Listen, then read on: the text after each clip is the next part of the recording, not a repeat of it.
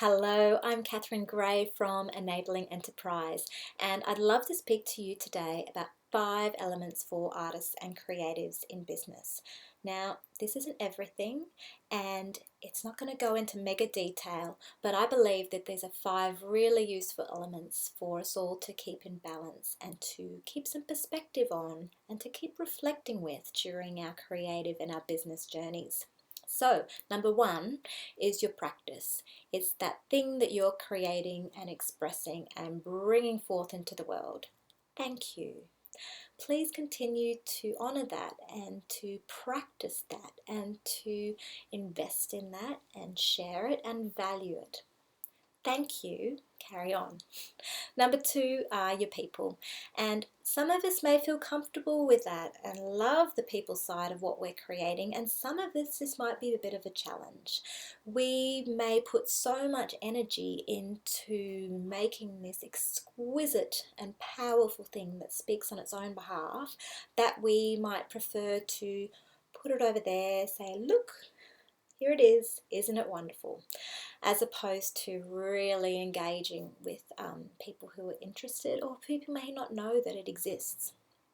So I really encourage you to practice talking about what you do, what you make, why you do it, what it's about, what you're expressing about you, about your story, about how you work, where you practice, what you're doing today, some of the challenges you face, and where you're going with it.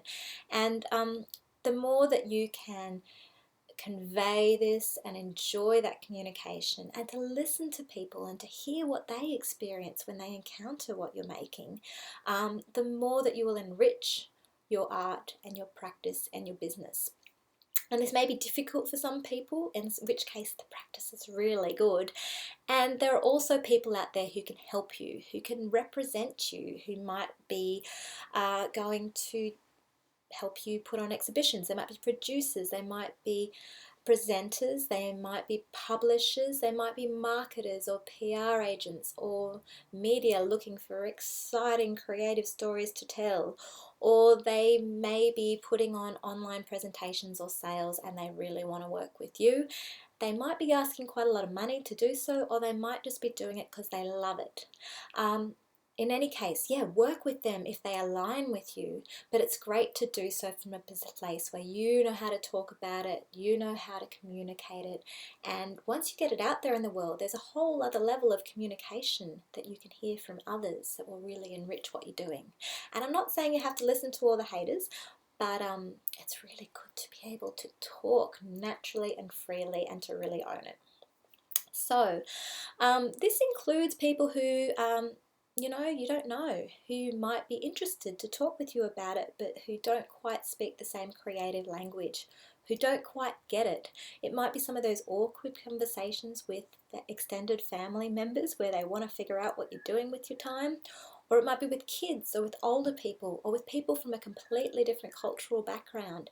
And all of this will enrich what you're doing, it will expand your networks, it will expand your support circles, and it will expand your opportunities. So go for it with your people. And number 3 is your strategy. And I'm not going to drill into this too much. I'm just going to, mention your vision and where you want to get to and your audience and your target market and how you're going to reach them. You're getting to know and to talk to them better, but how are you really going to reach them and give them opportunities to buy your work or to invest in it or to help you produce it? What are those offers that you're putting out there, and how are you monetizing what you're doing, or how are you building and diversifying your income so that you can continue to do so? What are the nuts and bolts to make it easier for you so you can focus on all the exciting creative business? So don't feel overwhelmed with that. There are people who can help you with this, and I for one would love to get into this strategy side of things. And it doesn't have to be a mega plan that you sit on a shelf and you go, phew, that's there. It's a really dynamic process, and try to make it as creative as you can so that you can enjoy it and you can own it and you can run with it and you can make it better as you go along. So number 4, which comes out of or really drives this plan that you're doing, are the opportunities that you create and that you embrace. And this can be with the people, that those networks that you're making and those people that you're exchanging with across different skill sets or across different cultures, or who are exposing you to new opportunities and new technologies. It can be about making sure you put forward a proposal or a pitch for opportunities like you might be getting sponsorship, or there might be a grant, or there might be a residency, or there might be an opportunity to present your work, and that you can really build your exposure and build your portfolio and build your income and build your ability to make things. If you're not in the running, then people aren't going to know about it and you don't stand a chance. So find out what opportunities there are, speak to people about how to put your best foot forward, get some help along the way as if and when you need it. And really, as you create and embrace opportunities, those will generate more for you. And there will be some tough times as well, so make sure that you are allowing yourself a bit of resilience to see past some of those things that don't quite work, and to learn and grow from mistakes along the way. So that brings me to number 5, which is by no means at least, that's you. And I'd love to encourage you to please make time for yourself, for the things that you love and the things that nourish you and that make you happy. And let's be honest, that's not always the creative process. It can be a tough one. So please make sure to invest in yourself, in growing, in learning, in taking time out, in resting and receiving and appreciating what you're doing.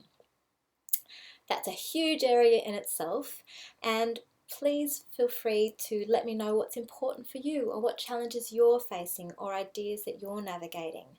I'd love to help you with any and all of these ingredients, so please be sure to be in touch, and I look forward to see you create, connect and thrive. Thank you.